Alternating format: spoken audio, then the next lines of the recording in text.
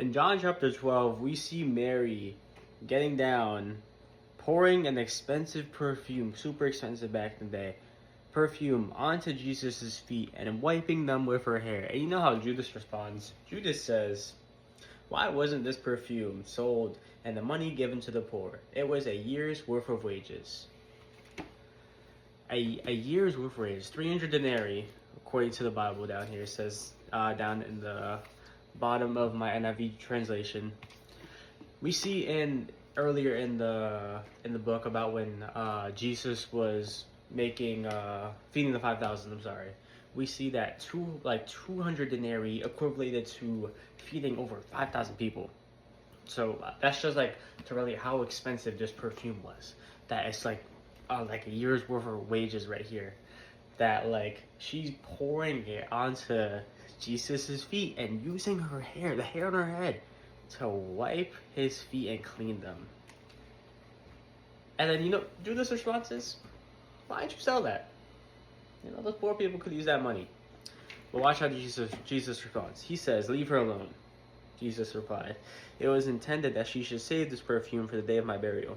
You will always have the poor among you, but you will not always have me." And I feel like this just reminds me of how people would just like nitpick how you live, bro. And like you could be living in a loving, powerful way, but if somebody's trying to look for something to like because they have like hate or anger in their heart, they'll look for anything, right? And that's like how Judas was, because he was a false follower of God. This man was living of the world. His biggest fall was money, right? He did things for money. He sold Jesus out for 30 pieces of silver, right? And it even says this in the scripture after he makes this comment. It says that, this is John chapter 12, by the way. It says that he did not say this because he cared about the poor, but because he was a thief. As the keeper of the money bag, he used to help himself to what was put into it.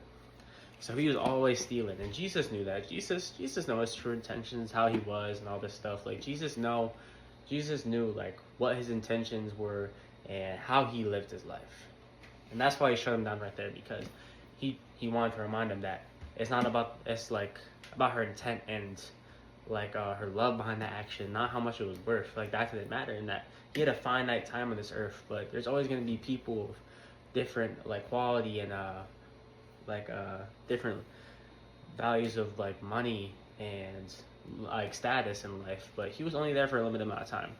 So I feel like what I'm trying to say is that you can't listen to how people will tell you to live with your life. You just gotta listen to Jesus. And you know what? Jesus, the first thing he told Judas was to leave her alone.